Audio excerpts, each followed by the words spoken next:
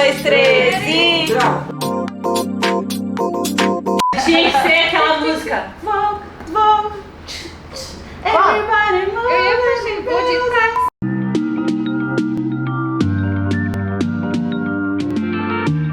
Bem-vindas de volta a mais um Papo Íntimo MWB, falando agora de um assunto que a gente começou representando, a geração do selfie. Gente, é um assunto que eu considero um assunto não só importante como sério, porque é um assunto que não tem só modificado a percepção, a autopercepção, como também escravizado algumas pessoas. Então, para esse papo tão profundo, tão bonito, eu tô aqui convidando Dani e a Aline pra gente conversar. Dani, o que é a geração do selfie? Bom, o advento da rede social e dos nossos smartphones é muito recente, né? A gente está falando de uma década de uso desse tipo de dispositivo. E mais recentemente, inclusive com a pandemia, todo mundo em casa, muitas videoconferências, muitas ligações, videochamadas, faz com que a gente olhe diante de uma tela muitas e muitas vezes, né? Isso tem mudado a nossa percepção, como você falou. A gente precisa entender que quando nós nos olhamos no espelho ou quando nós nos olhamos através de uma tela, essa não é a nossa imagem real. Nós temos uma fotografia, uma imagem, um reflexo e a nossa percepção se altera diante disso. A maneira como a Bárbara me vê é muito diferente da maneira como eu me vejo, né? Existem filtros diferentes, né? Em relação à nossa percepção, aquilo que a gente pensa de nós mesmos, a maneira como a gente pensa em relação ao mundo, as nossas crenças, todas as questões que envolvem nossa autoestima. Então, tudo isso, junto e misturado, dá-nos uma percepção, muitas vezes, equivocada do que nós somos ou do que nós deveríamos ser. Isso tem trazido alguma preocupação porque os filtros, por exemplo, mais um exemplo, né? Os filtros te colocam sorrindo sem nenhuma ruga. Isso não existe, né? Se eu pego meu filho que tem 2 aninhos de idade, quando ele sorri, ele contrai, a gente vê ruga. E isso é preocupante, porque às vezes pacientes muito novas procuram a gente, 20 e pouquinhos anos, falando de um bigode chinês. Dificilmente uma pessoa nessa faixa etária, se ela não sofreu uma grandíssima perda ponderal, porque pode acontecer, mas dificilmente ela vai ter um bigode chinês de fato ou uma ruga de fato nessa faixa etária.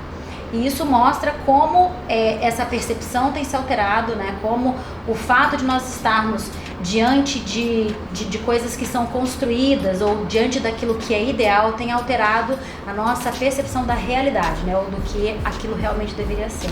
Exatamente. E o que tu entende, Line, que nós, como médicos, profissionais que embelezam outras pessoas, devemos conduzir ou orientar os nossos pacientes a respeito dessa geração? Então, eu acho que como médicos a gente tem que ter a responsabilidade de mostrar para o paciente, né, e sugerir os limites. O que a Dani falou, cada vez mais na rede social, principalmente no Instagram, filtros ou não, os pacientes já chegam querendo fazer tudo e às vezes não tem indicação para aquilo. É uma coisa muito sutil que a gente vai fazendo aos poucos, principalmente naqueles pacientes mais jovens, que a gente já consegue deixá-los bonitos e no final das contas o paciente não consegue se ver o quão belo ele está. Isso a gente tem um nome para isso, que é o transtorno dismórfico corporal, né? Antigamente chamado de dismorfismo, que é uma avaliação errônea de como o paciente se vê. Às vezes ele está impecável, às vezes ele está num peso adequado, mas ele não consegue se enxergar. E aí a gente começa a ter os transtornos de bulimia, anorexia, ou uma percepção mesmo, né, da distorção da imagem. Por exemplo, eu vou dar um exemplo, uma paciente quer fazer um preenchimento labial, às vezes a gente tem até uma indicação para aquilo, mas o paciente deseja mais e mais e mais e mais, a ponto de chegar a exagero. E aqui, né, a gente vê isso muito no dia a dia, a gente trabalha de uma forma natural, que é deixar o paciente belo e se reconhecer, não de deixar o paciente uma pessoa que ele não é. E aí, às vezes, a gente vê muito na prática, na nossa prática, né, de falar, não, assim tá bom, a gente precisa dar uma pausa e fazer o paciente pensar nisso. E é uma coisa que eu acho que cada vez mais esse transtorno, né, de dismorfismo de imagem, fazendo que os pacientes comecem a ter, às vezes, depressão, ansiedade, né? E isso acaba sendo uma parte muito importante e às vezes precisa até ter um acompanhamento com um psiquiatra, com um psicólogo para poder nos ajudar, né? Ser uma questão multidisciplinar. E é uma coisa muito importante, eu falo muito isso para os meus pacientes. A gente precisa realçar a nossa beleza, a gente não precisa transformar em outra pessoa. Tem gente que chega pra mim e fala assim, eu quero essa boca aqui, mas a anatomia da boca da pessoa é uma boca que a gente não consegue chegar naquele padrão, ou às vezes o padrão que é bonito pra você não vai ficar muito bonito pra mim. Exato. E às vezes eles não entendem isso. Acho que faz parte do nosso papel, né, mostrar isso pra eles, porque tá bem complicado. Cada dia mais eu recebo pessoas que às vezes estão tristes, sendo que elas estão lindas do jeitinho que elas são, mas elas não conseguem se ver assim. Exatamente.